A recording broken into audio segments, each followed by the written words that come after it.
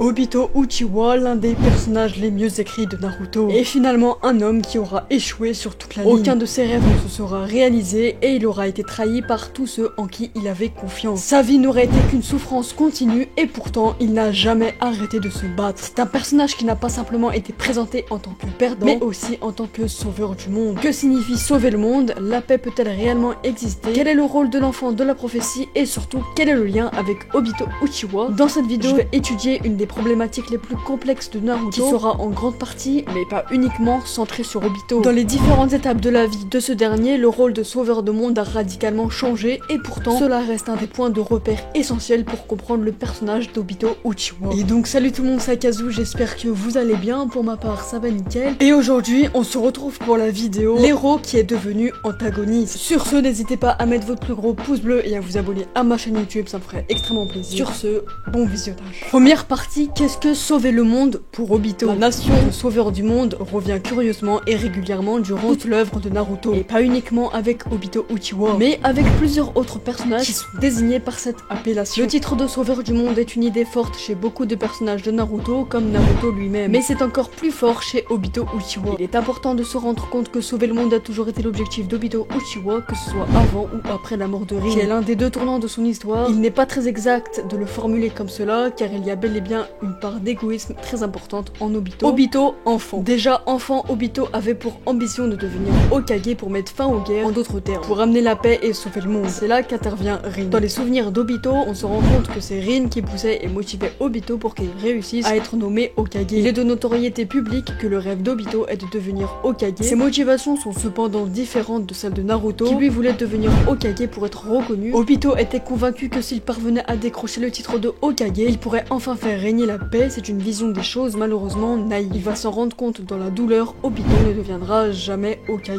Après tous ses efforts, toutes ses aventures, il échouera, son rêve ne se réalisera pas et il va même y renoncer à cause de la mort de Rin. Si Obito renonce dès qu'il voit Rin mort, n'était-ce pas simplement en apparence qu'il voulait sauver le monde? Ce n'est pas si simple et de manière générale, rien n'est jamais simple avec Obito. La mort de Rin. Quand Rin est morte, Obito a tout d'abord voulu, non pas sauver le monde entier, mais juste créer un monde onirique pour qu'il puisse revoir Rin. C'était à l'origine un caprice égoïste d'un jeune homme qui vient de perdre celle qu'il aimait. L'objectif de Madara était bien sûr qu'un réel choc permette à Obito de se rendre compte de la dure et cruelle réalité du monde qu'il veut sauver. La façon dont la mort de Rin Nohara a été orchestrée est tout bonnement abominable. Tué par Kakashi sous les yeux d'Obito, les deux jeunes ninjas en resteront traumatisés toute leur vie, bien que Kakashi se soit tout de même repris grâce à ses amis. Ce que l'on retient en tout cas, c'est que Obito Uchiwa est mort avec Rin. Celui qui prendra la tête d'Akatsuki se nomme Madara Uchiwa. En changeant de personnalité, car c'est véritablement un changement de personnalité, Obito se détache complètement de ce garçon qu'on appelait Obito Uchiwa. Il renonce à ses rêves. Obito adulte. Obito a renoncé à devenir Hokage, mais il n'a pas renoncé à sauver le monde. C'est fondamental à comprendre. La mort de Rin a brisé Obito, je n'ai pas besoin de le raconter. La vision du monde du jeune Uchiwa a radicalement changé, mais une chose est restée, la volonté de sauver le monde. Le plan Tsukinome se met en place avec pour objectif de plonger le monde entier dans l'illusion, accompagné de Zetsu et de Nagato. Obito part de monde en monde pour récupérer les bijoux et développer son organisation Akatsuki, laissant mort et destruction derrière lui. Obito est absolument convaincu que les arcanes lunaires infinis sont la solution pour sauver le monde, car le monde des ninjas est un monde pétri de haine, de souffrance et de mensonges, un monde horrible. Il est convaincu que la paix n'existera jamais dans le monde des shinobi, ce qui est vrai malheureusement. Pour remédier à cela, Obito se lance dans la plus grande opération secrète de tous les temps, guidée par Madara Uchiwa. Obito cherche donc à amener la paix au monde, que ce soit en devenant Hokage ou en lançant le Mugen Tsukuyomi. Mais est-ce que c'est possible? Deuxième partie. Alors la deuxième partie va pas forcément parler d'Obito, car là on a déjà vu son passé. Deuxième partie, la paix peut-elle exister dans le monde des ninjas? Cette question fondamentale de l'œuvre Naruto se met réellement en place durant le combat légendaire qui opposa Naruto à Pain, chef de l'Akatsuki et détenteur du Rinnegan de Rikudo. Naruto cherche à réaliser la paix. Sans rentrer dans les détails, le problème est clair. Les antagonistes ont trouvé la solution. Cependant, il combat ceux qui pensent avoir trouvé la solution, ce qui n'est pas très glorieux, mais qui va quand même l'amener à remettre en question ses objectifs et ses idéaux. À tel point que Naruto, désespéré, demande la solution à son père. Mine de rien, Minato a direct donné la réponse à Naruto. Le monde ne connaîtra pas la paix tant que le système shinobi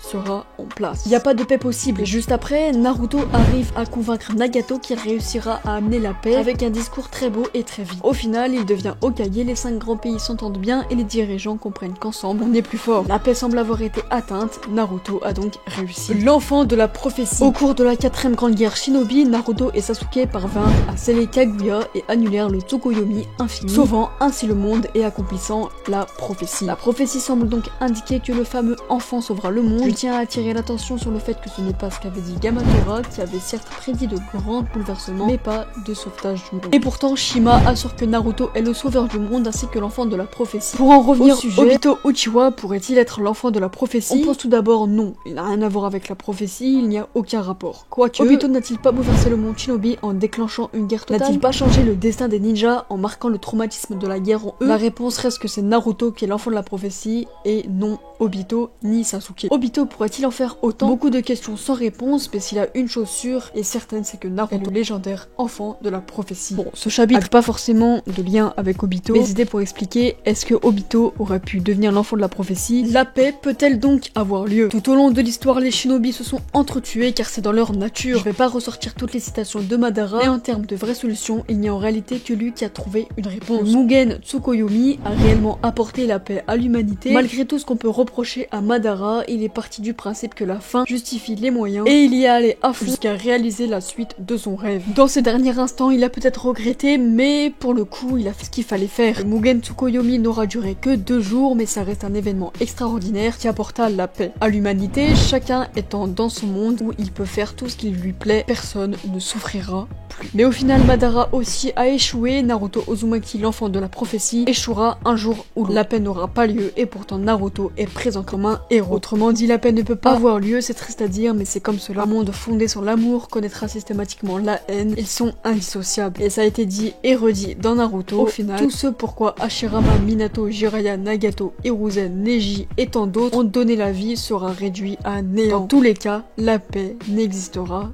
jamais. 4ème partie, le sauveur du monde. Oui, la vision du rôle de sauveur du monde a changé pour Obito lorsque Rin est morte. Mais l'histoire d'Obito se compose de 2 changements et non d'un seul. La 4ème grande guerre des ninjas bat son plein et semble perdue pour l'Alliance. Madara a vaincu. En l'espace de quelques minutes, Hashirama, Sasuke, Naruto et Tobirama, les ninjas les plus puissants de la coalition des shinobi. La situation n'a jamais été aussi critique. Le monde court à sa paix. Madara ressuscite Jubi et s'apprête à recevoir son second Rinnegan. Quand il est soudainement trahi par Obito, le second changement d'Obito se situe à cet instant, au moment où il redevient finalement celui qui était autrefois Obito Uchiwa. Cette scène est une masterclass qui figure sans aucun doute dans les meilleurs moments de Naruto Shippuden. Alors que l'on croyait hors jeu après sa défaite contre Naruto et l'alliance Shinobi, Obito va se relever et défier Madara, réussissant à lui voler son chakra et à le piéger pour s'enfuir. Mais outre le combat, c'est la façon dont Obito change d'avis au dernier moment qui est fascinant, principalement avec l'idée du chemin emprunté. C'est une idée très forte chez le personnage d'Obito. Dès son plus jeune âge, il se mettait souvent en retard, ça a été montré et remontré dans Naruto, à tel point que ça aurait été fatigant si ce n'avait pas été une explication au comportement de Kakashi qui va reprendre cette habitude. Il est amusant de remarquer que Kakashi, qui était toujours ponctuel, va se mettre à traîner et Obito, qui était toujours en retard, va chercher un raccourci, comme il le dit à Naruto. Après avoir réfléchi longuement, Obito va trahir et humilier Madara. Lorsqu'Obito redevient lui-même, vers la fin de la guerre qu'il a débutée, il dit qu'il est l'homme qui a voulu être Hokage, Obito Uchiwa. Il est arrivé à la conclusion que ses sentiments pour Rin prévalait sur tout le reste, car c'est ça qui fait de lui un humain. Pour le Obito d'autrefois, devenir Hokage égale sauver le monde, mais lorsqu'Obito trahit Madara, il aurait pu bien dire je suis l'homme qui va sauver le monde. Car le fait de dire Obito Uchiwa montre qu'il a régné sous son identité de Madara. Il compte à présent sauver le monde en tant qu'Obito Uchiwa, shinobi de Konoha. Concrètement, Obito a-t-il sauvé le monde? Sans y aller par 4 chemins, il va sauver 2 fois Naruto en le ressuscitant et en servant de bouclier, et une fois Sasuke en allant le chercher dans l'autre dimension de Kaguya. C'est un véritable exploit, malgré le fait qu'Obito soit en train de mourir. Il est loin d'être inutile dans les derniers combats de la série. Pour en conclure avec cette vidéo, on peut dire qu'Obito est bien mort au final, tué par Kaguya, mais son esprit est revenu. Tout comme Rin, il donne un dernier coup de pouce à Kakashi attaqué, qui lui aussi va devenir le sauveur du monde. Les Sharingan d'Obito parviennent à Kakashi et lui permettent, comme il le dit, de sauver le monde. Obito sauvera le monde à travers ses dernières actions et à travers Kakashi. Quoi qu'il arrive, on se souviendra d'Obito Uchiwa comme l'homme qui a failli détruire le monde, mais qui l'aura sauvé malgré tout, un perdant, un héros. Et donc voilà sur quoi la vidéo se termine. Si la vidéo t'a plu, n'hésite pas à mettre ton plus gros pouce bleu et à t'abonner à ma chaîne YouTube, ça me soutient énormément. Sur ce, c'est Akazu, à la semaine prochaine et ciao.